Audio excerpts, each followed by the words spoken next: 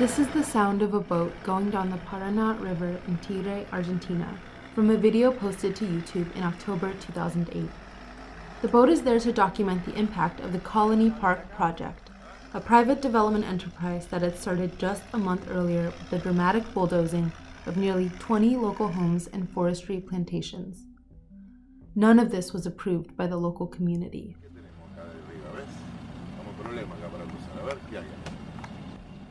As the boat drives by, the guide points out demolished houses, modified lands, and construction cranes dredging the river. Look at the other side, how it's all filled up, he's saying. The camera's pointing to a large field of land. 15 days ago, none of this existed. It was all done with a drilling machine. The camera pans over to a water basin. None of that surface water existed a week ago.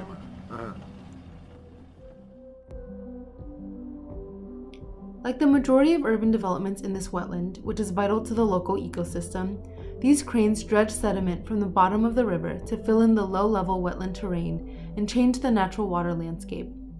Builders can then build private residences or resorts atop this new land, which was exactly the aim of Colony Park. Colony Park. Qué nombre, ¿no? What a name, he says. Subjetivo. Suggestive.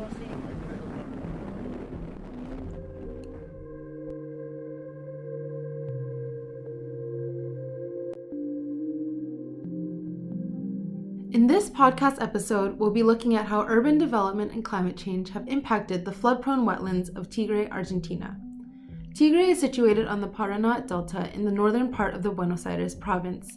The Paraná Delta is one of the biggest in the entire world, covering a total of 1,400 square kilometers and depositing large volumes of sediments in banks that eventually give rise to islands. Part of the district of Tigre is a complex island system with over 350 rivers and streams. This podcast looks to answer the following questions. How are changing wetlands putting local inhabitants at unequal and increased risks of flooding? How have private business enterprises and urban policies created these problems in the first place? And finally, what does the fate of Tigre mean for the rest of the region? Today, Tigre is a very popular tourist destination, especially for local porteños, or residents of the city of Buenos Aires, who are seeking to get away from the hustle and bustle of the city to reconnect to nature. It's not surprising, between private beach resorts and water sports like rowing, Tigre has a lot of novelty to offer tourists looking to get away for a weekend of leisure. But Tigre didn't always look like this. Although it's just a train ride away from Argentina's biggest city, going to Tigre feels like entering a new world. The river is the main connecting route between local houses and the islands, which are built on stilts with wooden jetties and surrounded by reed beds. Overhead, you might catch sight of one of the 120 bird species living in this biodiversity reservoir. The Delta area was quote-unquote discovered in the second half of the 19th century as an ideal place for rest, recreation, and tourism. Although before colonization in the 16th century, the native Guarani people inhabited this area. After its rediscovery, the first period of the 18th and 19th century was characterized by extraction of and modification of the native forest. In 1938, the Mercado de Frutos del Puerto de Tigre, in English, the Fruit Market of Port Tigre, opened, and by the 1940s, fruit production became the prominent economic venture. That model went into crisis in the 60s and 70s due to several climatic factors, including major floods, and by the 80s and 90s, this area was largely depopulated. But in the 1990s and 2000s, people started moving back to Tigre, mostly from lower and middle-class sectors. At the same time, a process of real estate speculation began, which was linked to tourism and the creation of private, gated communities.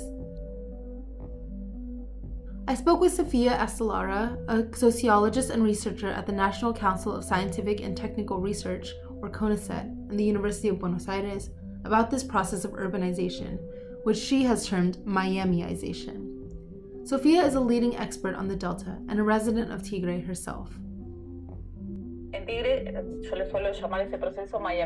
Tigre, I like to call this process Miamización because government sectors try to make the landscape of Tigre resemble Miami, with palm trees, with the aesthetic of Americanized lifestyle, the use of boats, everything about that way of life so closely linked to the neighborhoods and suburbs of the United States began to be implemented in gated communities.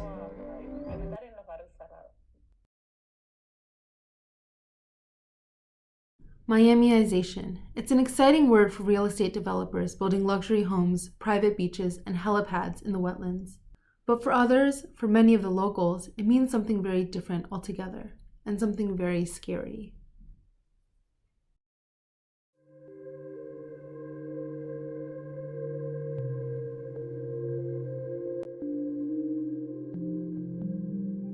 Celia Martinez,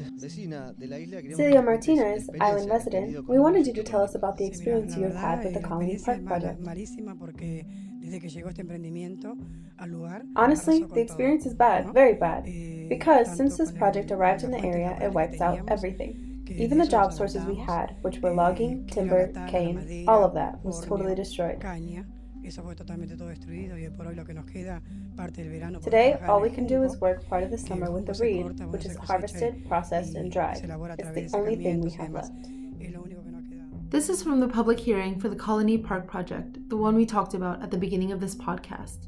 This public hearing came in 2011, 3 years after the development began without the consent of the local population.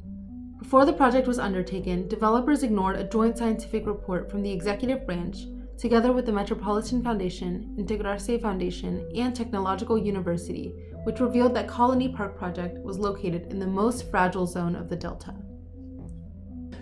Consequently, we believe that this endeavor should not proceed. But it should also not proceed because of the abuse that this type of entrepreneurs want to inflict on the Islanders, on the Delta, on the authorities. I mean, carrying out activities without any authorization, violating closures again. Truly, these types of individuals should not be in our Delta. That's a councilman speaking during the public hearing. By the way, Colony Park is not the translated name. It was the actual name of this project in Argentina. Sophia's right, these developers seem to be invoking this American construction, a private Miami in the wetlands of Buenos Aires. Nosotros somos una cooperativa que funciona en el arroyo Anguilas. We are a cooperative that operates in the Anguilas stream, which was devastated by the Colony Park project. The damage has already been done, it's already a done deal, no public hearing matters, no environmental impact report matters, because all of that should have been done beforehand. Sobre hecho consumado, no hay audiencia pública que valga, no hay informe de impacto ambiental que valga, porque todo eso se tiene que hacer previo. Here, what needs to be done now by the authorities and whoever is responsible is to remedy the damage, repair the abuse that has been done, and the violation of rights. El atropello que se ha hecho y el avasallamiento de derechos, porque hay because there are families, our cooperative colleagues who have lost their homes, have lost everything. Ultimately, local efforts managed to put brakes on this project. Local families and environmental organizations came together to reject further development of the project. Several lawsuits for environmental damage, spearheaded by local cooperatives like La Isla Esperanza, slowed down the venture. These lawsuits, in addition to the environmental impact study and social pressure, ultimately brought about the public hearing in the first place. At the hearing, the environmental impact study was evaluated and not approved. That was the first big hit to the project. The second one came when the developers lost the lawsuit in the criminal case. To this day, we're still not sure whether or not they paid the fine they were given. But the venture was halted. It was a starting point for local environmental organizations to prevent the advance of gated communities throughout the Delta. And it was a big win.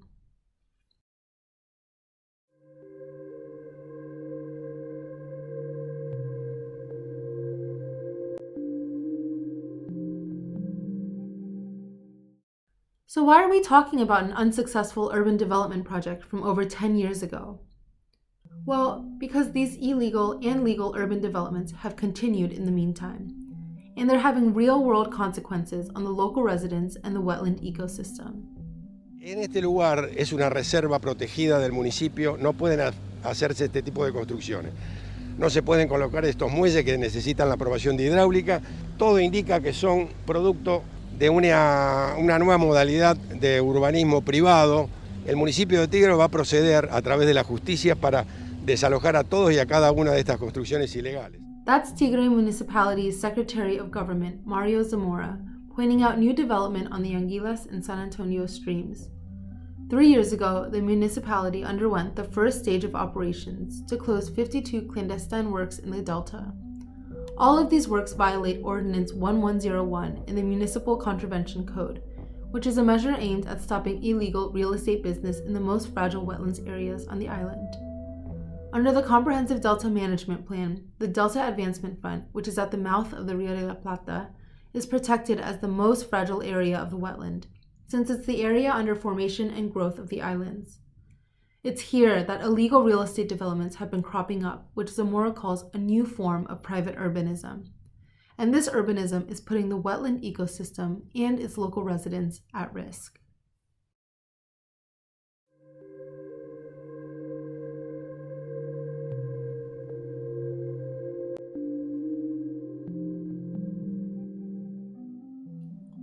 So let's back up a little bit. What is a wetland and why is it so important for us to protect? According to the United Nations Framework Convention on Climate Change, wetlands, which are an essential regulator of the global climate, are some of the most carbon-dense ecosystems on our planet. They store twice as much carbon as forests and are home to up to 40% of the world's species. Not only that, they also provide vital flood mitigation and coastal protection. But trends like climate change, population increase, and urbanization of coastal zones and patterns have resulted in massive wetlands losses. In fact, wetlands are disappearing 3 times faster than forests, and 25% of all wetlands plants and animals are at risk of extinction. Between 1970 and 2015, approximately 35% of the world's wetlands were lost, and that loss rate has been accelerating every year since 2000. Argentina has 600,000 square kilometers of wetlands, which is nearly a quarter of the country's surface area. And in Tigre, already 800 hectares, that's almost 2,000 acres, have been modified by gated communities. Maba, the metropolitan area of Buenos Aires, lies close to sea level, and many pockets of the province, including Tigre, are highly susceptible to flooding. For Maba, the wetlands play an especially crucial role in preventing flood disasters. I asked Leonardo Fernandez, an ecology and urban studies researcher at the Universidad Nacional General Sarmiento, who specializes in the interaction between ecology, urbanism, and geography, to explain how wetlands mitigate floods and what happens when they start to disappear. Ese concepto de esponja es muy ilustrativo, ¿está bien? Como figura, porque para la sociedad... The concept of sponge is very illustrative because for society the presence of wetlands allows the regulation of excess water. Excess water that, if this environment didn't exist, would impact the occurrence of flooding in areas that were not flooded before. As a result of the loss of wetlands and their sponge function, urban areas began to show flooding problems. And as a corollary of these flooding problems, hydraulic interventions had to be carried out to mitigate flooding. This became evident in several episodes of flooding, some emblematic because they were, in terms of consequences, dramatic. Flooding has long occurred in the Tigre region, which is greatly influenced by the tidal regime of the nearby sea and the winds and rains from the Amazon. This is a population in permanent contact with the water because of the geography of the islands and the seasonal flooding, which is why traditional homes in Tigre are built on stilts to accommodate the periodic rise in waters. The delta ecosystem cushions the rise of the river level during flooding, which fills the wetlands and then releases the water slowly thanks to the wetland's sponge-like plant cover. Let's make it clear, flooding in Tigre isn't just happening because of human activity.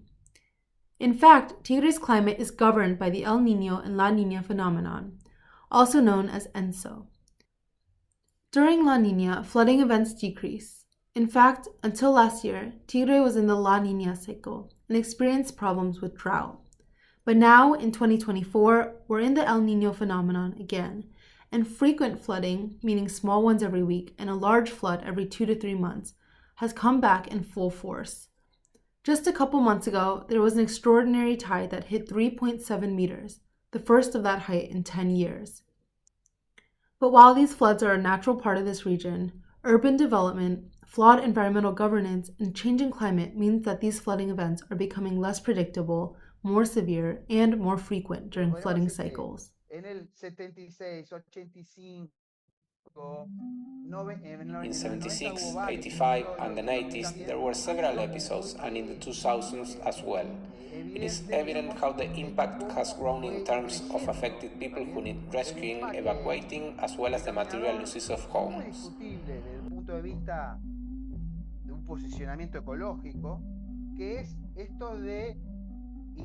Also, often as a consequence, there's an impact on state finances, on the government, concerning hydraulic interventions, which have always been highly controversial from an ecological standpoint. Current hydraulic interventions favor channel rectification, bank deforestation, and consequently, loss of the associated biodiversity that provides many ecosystem services. It also accelerates water movement naturally, draining toward the Rio de la Plata, because all the water drains towards the sea.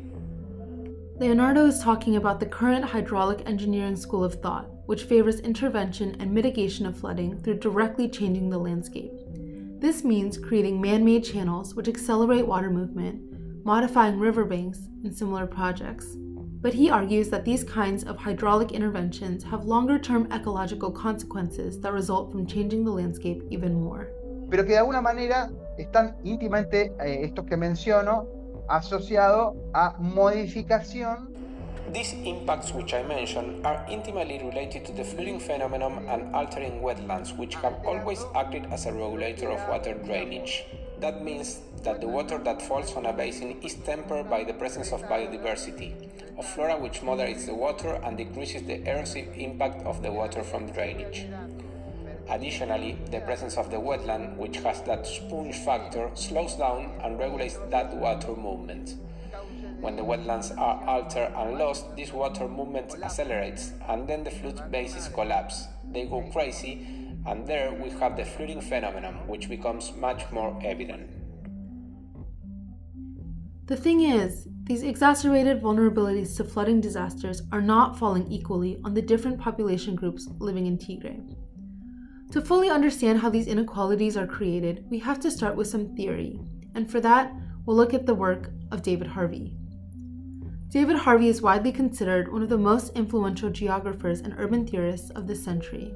His research largely focuses on the dynamics of urban development, the role of capitalism in shaping urban spaces, and the unequal distribution of resources resulting from the process of urbanization. In his 2003 book, The New Imperialism, Harvey introduces his concept of accumulation by dispossession, examining the role of imperialism and neoliberal globalization in contemporary capitalist dynamics. In what Harvey describes as a fundamental aspect of capitalist accumulation, individuals and institutions accumulate capital by depriving others, often marginalized groups, of their assets, resources, and rights. He describes several mechanisms of this process. First, through privatization of public and community lands. This can include literal enclosures of lands behind gated walls, or the privatization of public resources and services, such as transportation, electricity, and water. Secondly, dispossession can occur through the mechanism of financialization, which can include predatory lending and speculative bubbles. Financial institutions can threaten foreclosure, unreasonable interest rates, and fees to extract wealth from individuals and communities. Thirdly, capital accumulation can be driven by state-led dispossession, when urban policies and the state collaborate with private sectors to facilitate urban renewal. In these cases, governments often privilege the interests of capital and the highest class over the marginalized and poor. This results in processes like urban renewal and eminent domain, which throughout history have been intimately tied to displacement, environmental degradation, and social marginalization. What emerges from this dispossession are two other terms key in political ecology: fragmentation and environmental segregation. Fragmentation occurs when urbanization and development divides ecosystems, landscapes, or social structures into smaller, isolated parts. Environmental segregation, on the other hand, borrows from concepts of sociology to describe the stratification of vulnerability, risk, and environmental harm across different populations. Scholars such as Robert D. Bullard, often known as the father of environmental justice, researched the link between race, class, and environmental justice. Bullard's concepts of environmental justice highlight the ways that harm and environmental risks are concentrated in marginalized communities, which, due to fragmentation, are often isolated in specific geographical areas. All of this sounds eerily familiar to the processes undergone by projects like Colony Park. These concepts are critical for understanding the process of social inequality created by the development of these private communities. The construction of hundreds of gated communities in Tigre have accelerated the process of privatization, stripping locals of what was once private land. The majority of these private developments are luxury homes with golf courses, tennis courts, shopping centers, schools, and horse riding centers. To make it worse, these new homes are equipped with unequal and privatized infrastructure, such as electricity. The conflict with Edenor, which is an electricity company, continues to this day, since connection to the electricity grids have been restricted to private communities. These private communities have cut off access to public and communal lands, and the restructuring of the river itself has diverted watercourses that local fauna use to move throughout the region.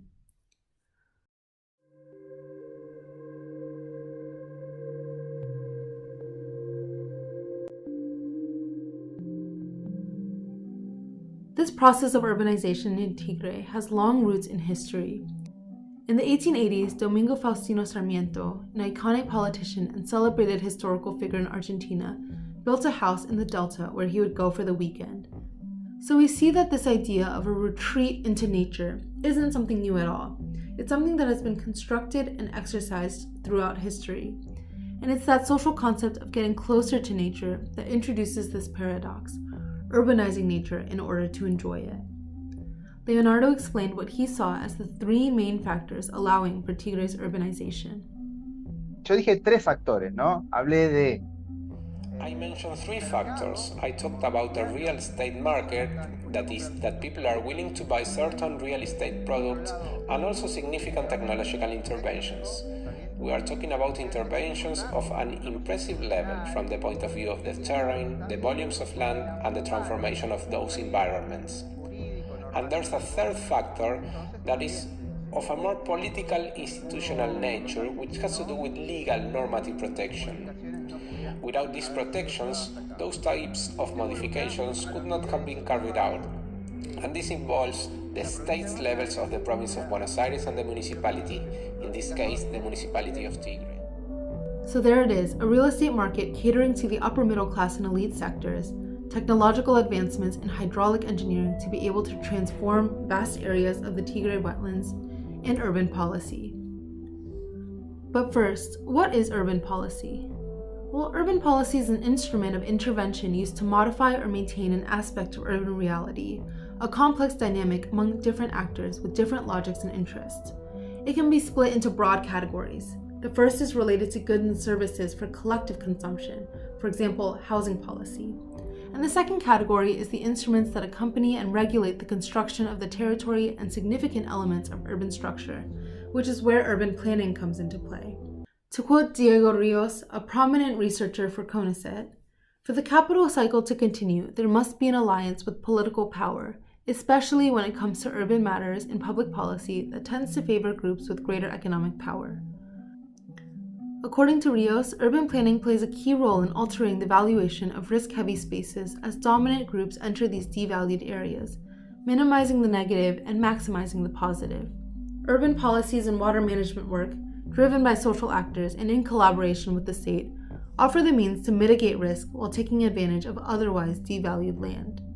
This formalized occupation often comes at the cost of informal, often disadvantaged communities already inhabiting the land.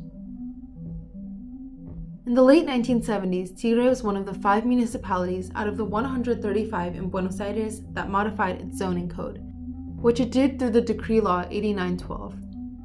But with the modification of that zoning code, it became easier to urbanize the wetlands. At the same time, there was a decree law that authorized a project called Nord Delta, which was the first and still one of the most prominent developments in the region. Today, Nordelta houses the resort homes of some of the most elite in Argentina. Nordelta was associated with the magnate Constantini Group and was aimed at elite groups with high purchasing power, but authorized as a special multi-purpose project by the municipality. The 1970s were at the tail end of Argentina's civilian military coup, which laid the foundation for the country's neoliberal phase of capitalism.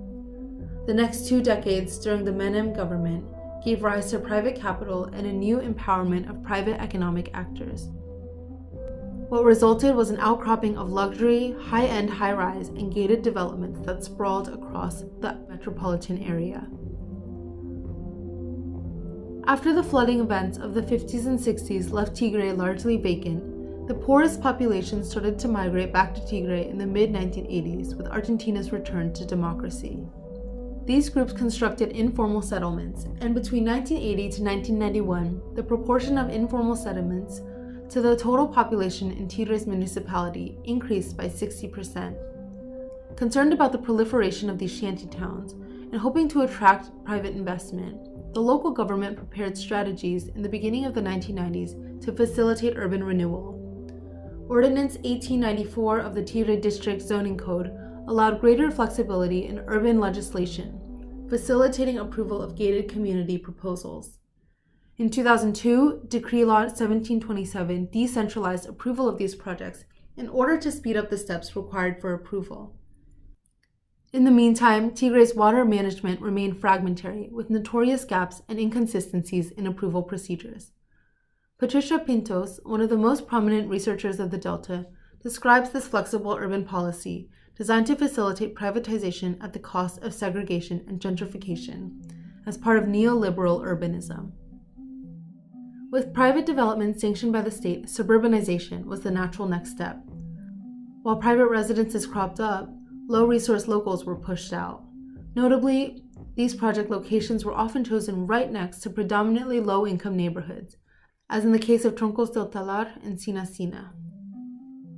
Estos barrios son de extracción de sectores vulnerables. These neighborhoods are made up of vulnerable sector that is population with low resources, right? And very close or associated with these are brand new real estate developments like Nordelta, which began to be developed in the late 90s. And in parallel, there's a kind of Nordelta 2 in Tigre.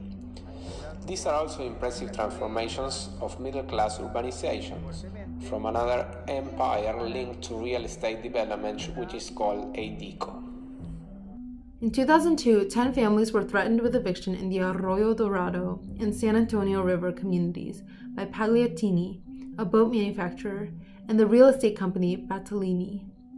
Despite living in their homes for 40 years, investors told them they had papers saying they owned the islands where the families lived. In the end, with the right paperwork and the support of the state, evictions are much easier.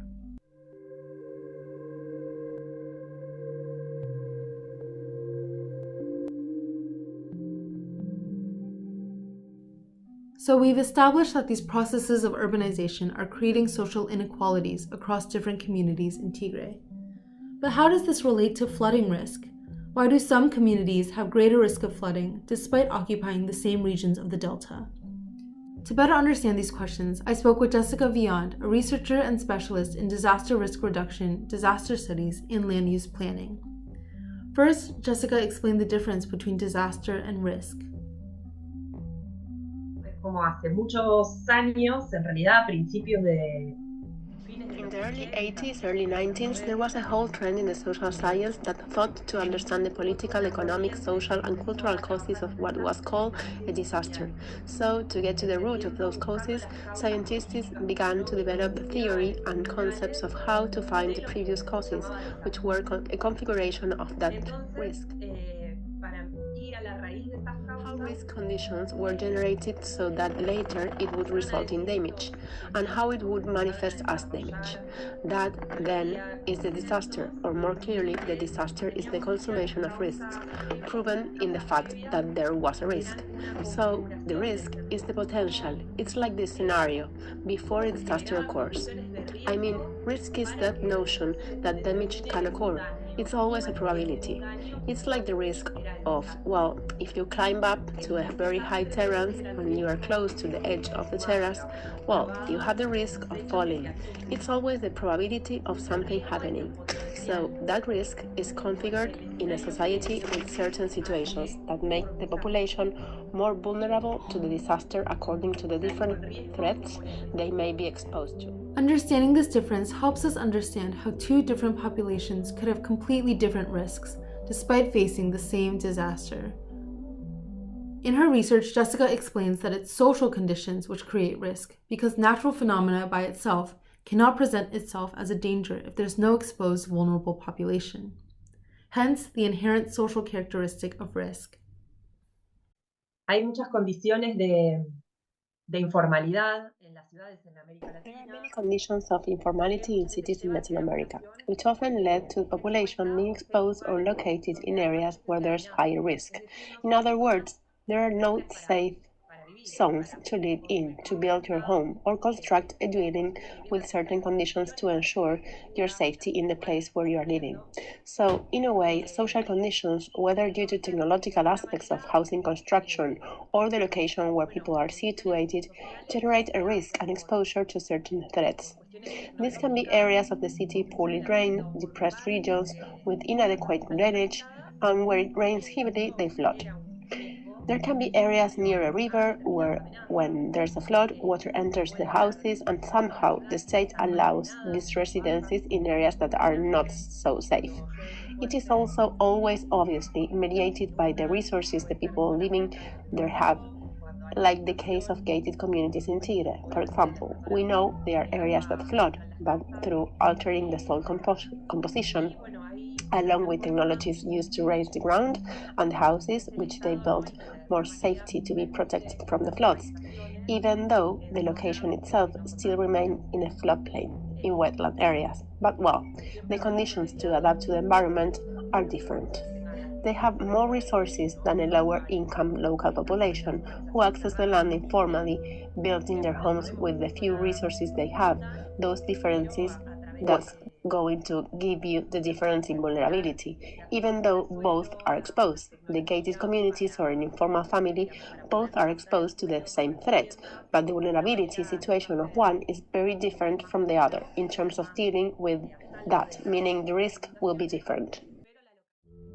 Examining urbanization in Tigre is not just about the existence of risk, it's about the production of risk. The construction of gated communities actively creates social and environmental conditions that exacerbate vulnerability to flooding. These private communities simultaneously protect those within the gates while exposing those outside of them. For example, the creation of Nordelta, the first large private community in Tigre, required restructuring the Reconquista Basin, providing it with greater drainage capacity. All the soil taken from the modification of the basin went to the Nordelta area, which was once 3 meters above sea level, to modify and increase the elevation. According to Leonardo, scholars and scientists generally agree that the flood level in Tigre is between 5 to 7 square meters, taking into account the region's intrinsic phenomena, such as the surestadas, which are the strong southeasterly winds specific to the Rio de la Plata region. Alterations like these have lasting impacts on the region by diverting the courses of the river, impeding the natural sponge-like function of the wetland, and deepening river basins. When lands are artificially filled in, floods become faster and more dangerous in those unfilled areas.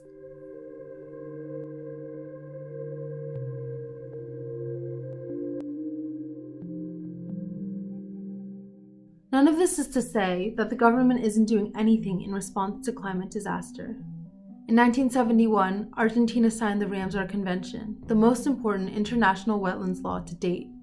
This international treaty aimed at the conservation and sustainable use of wetlands and created Ramsar sites, which were wetlands of international importance, given special protection under the treaty. Around this time, environmental sustainability and wetlands conservation became a higher priority in urban policies. Still, government efforts to bring environmental and climate considerations into urban planning have had their own weaknesses and limitations. Here's Sophia again, talking about the first attempt of the state to implement environmental territorial planning in Tigre. esas políticas de ordenamiento ambiental territorial. The state generated a public policy of environmental territorial planning that in its first implementation generated a lot of conflict because the first thing they did to implement this public policy was that they started to hold works of people who were building their houses, or people who were building a protection for their dock, or people who work on vessels transporting materials. So the first implementation of this policy was very restrictive and very imposing in relation to the local population. Today, environmental territorial planning in Tigre is entrusted to the hands of environmental organizations, which has given rise to its own set of conflicts. According to Sofia, what needs to happen is a change in regulation, changes made incredibly difficult by municipal legal hurdles, private-public tensions, and last year's policy change, which led to a turnover in management. Yo lo que estoy advirtiendo es lo que hicieron is that what they did was gradually dismantle the management capacity and appoint people who increasingly have less expertise in the subject and less political interest. Everything they built at some point, they started to dismantle. In 2016, Argentina created the National System of Comprehensive Risk Management. Under this law, different governance areas were created, one of which was the Federal Council, which brought provinces together to make joint decisions about different civil protection and risk management areas. The Comprehensive Risk Management National Fund was formed, which allowed the creation of different risk management tools. However, there is no comprehensive risk management law at the provincial level, and Buenos Aires still continues with the Civil Defense Decree Law of 1973, which details how municipalities should be organized in emergency situations. The regulation stipulates that municipalities must have an emergency plan, but in reality, hardly any do. On a national level, Argentina has been trying to pass the Ley de Humedales, or the Wetlands Law, which would establish conservational zoning requirements in order to prevent environmentally destructive practices. It would also increase compliance budgets for government agencies. Y ahí yo participé en la elaboración de la ley como académica y también como parte de las organizaciones. Participated in the drafting of the law as an academic and also as part of the organizations. The deputy summoned me and a group of researchers who work in wetlands to think about the text of the law. And that text was then discussed with some environmental organization, academic sectors, and some governmental sectors from different deputies of different parties.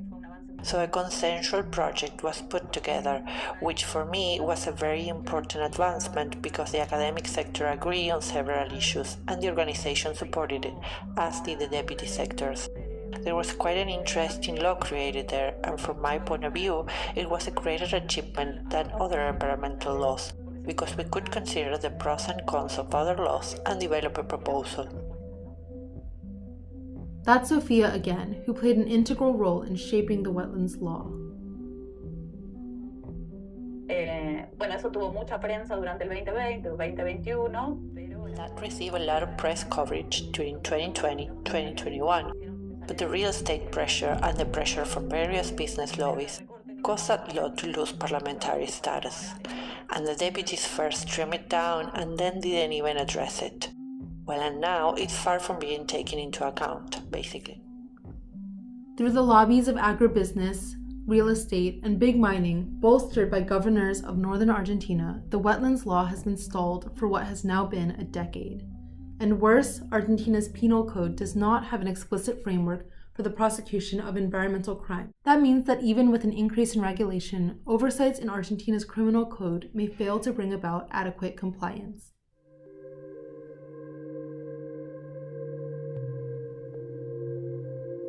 What happens to communities under threat or in times of emergency? Well, according to Sofia, social solidarity. Many of the islanders being pushed out by gentrification aren't willing to move, and they're fighting to keep their homes.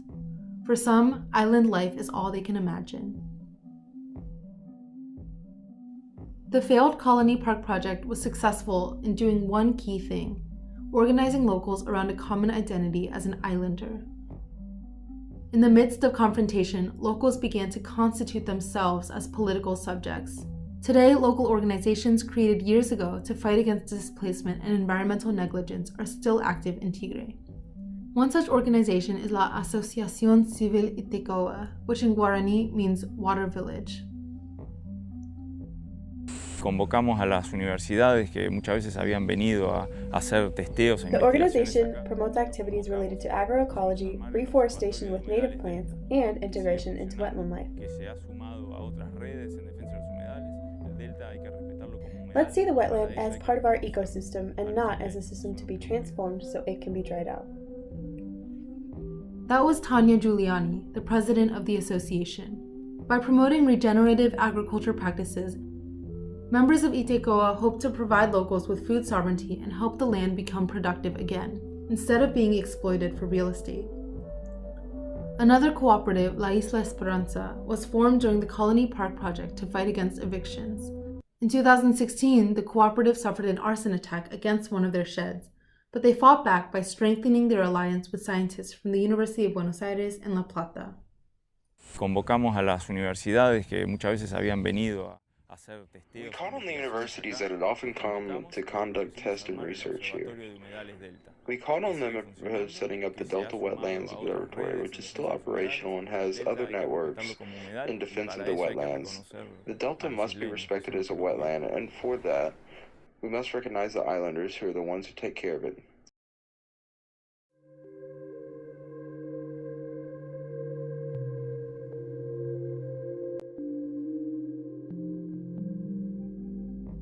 Unfortunately, in the end of 2021, La Asociación Civil Itecoa, La Isla Esperanza, and 4 more groups decided to leave the Permanent Islanders Advisory Council of Tigre, which had worked collaboratively with the Municipal Management Plan Directorate on island-related issues.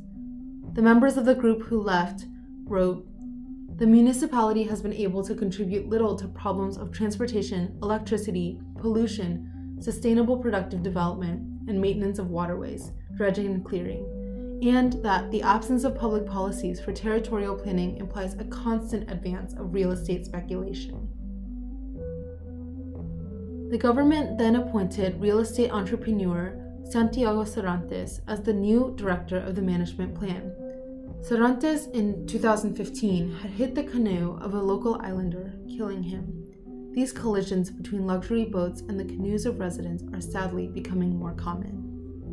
In June of 2022, local organizations openly denounced the inaction of the municipality and Julio Zamora, the mayor of Tigre, who requested the lifting of a precautionary measure which in 2016 halted real estate developments in the floodplain areas of the Luján River and the Delta.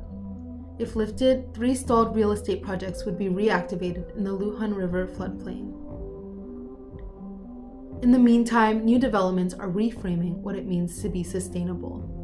Here's Leonardo talking about the new private reserves being developed in gated communities. En los últimos tiempos se desarrolló un Nordelta 2 en la zona de Campana. In recent times, a Nordelta 2 was developed in the area of Campana, very close to Tigre. And one of the developments that was incorporated within the complex was a reserve, a private protected area. So this is something new. The environmental impact of urbanizing a wetland is intended to be offset by the development of a reserve that was not there before. And so there are also some modifications being made that I think are somehow indicating a trend of where things are heading. The market for these developments, under the protection of associated regulations, will continue to expand urbanization in a nature context, albeit incorporating sectors of protected areas in many of these developments. So it seems to me that if one looks to the future how it's projected, I see these 2 scenarios in tension clearly. The first of which is the conservation protection one, or the one of transformations with minimization, and the second of which is trying to minimize the evident environmental impact generated by these developments.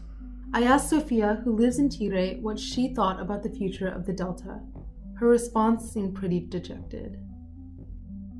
Pero bueno, me parece, sí, un momento histórico bastante complejo, ¿no? Donde los conflictos han proliferado en muchas escalas. But well, it seems to me a rather complex historical moment where conflicts have proliferated on many scales. So I find it hard to think about the future, so to speak. El sector inmobiliario en este contexto puede avanzar muy fuertemente porque, digamos, bajan las restricciones políticas y hay mayor flexibilidad.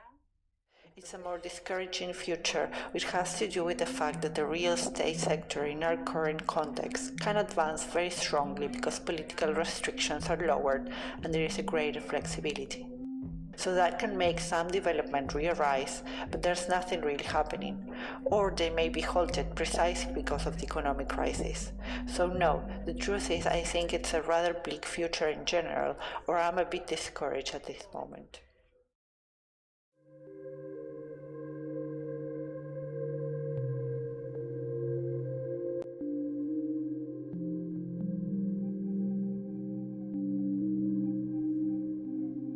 What's happening in Tigre is a reflection of what's happening across the nation of Argentina and many other countries in the global south. In other parts of Argentina, intentional wildfires to expand the agricultural frontier, fracking in Vaca Muerta, large swaths of soy monocropping, and destructive cattle ranching all pose threats to the environment and its most vulnerable populations. But looking towards the future, perhaps we can consider how to build urban resilience. Resilience is a concept adapted by ecologists in the 70s, associated with the phenomenon of durability over time in the face of certain ecological conditions. I asked Jessica to talk a little bit more about how urban planning and risk mitigation can be done with resilience in mind. No sé si vos estabas, Rebeca, pero hubo una lluvia muy fuerte y había autopistas, todas colapsadas. I don't know if you were there, Rebecca, but there was a very strong rain and all the highways collapsed. At the engineering level, I don't know if engineers never thought about the water. I don't know what happened, but they forgot that it rained when they built the roads, the highways. Well, what's up with that? There's no notion of climate when building infrastructure. Something is happening beyond this climate change issue. There have always been rains. There have always been heavy rains in Buenos Aires. However, that doesn't translate into infrastructure, as if the climatic components didn't exist. So well, when they say this is the United Nations organizations, the banks, the World Bank, the IDB, that talk about climate change and infrastructure, climate change and development, well, that's what they are referring to. Let's think about infrastructure while also considering climate risks. Let's make decisions thinking about these risks. That's the big challenge. And that's something I can agree with. That's what all these organizations said. The very same organizations that are going to invest in these works. So I believe that the challenge lies there, that local governments should have more awareness precisely because they are the first one to be impacted, and they are the first ones who then have to respond to these impacts. Okay, so infrastructure with climate risk in mind. That's what Jessica is pushing for at a governance level. All the tools leveraged for urbanization, increasing technology, private-public collaboration, and urban policy can be used to build resilience, turning urban planning into a means not of increasing risk, but of reducing it for all populations.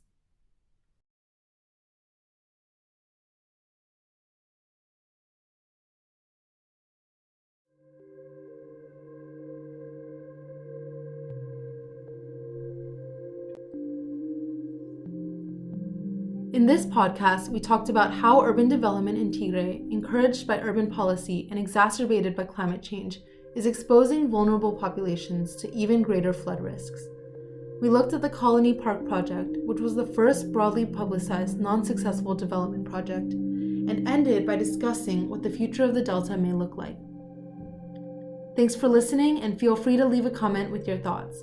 I want to give a special thanks to all those involved in the making of this podcast.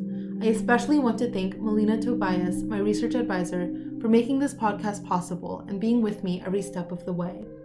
I also want to thank Sofia Astelarra, Jessica Vian, and Leonardo Fernandez for generously offering their voices and insights in interviews, and I want to thank all those who voiced the English translations.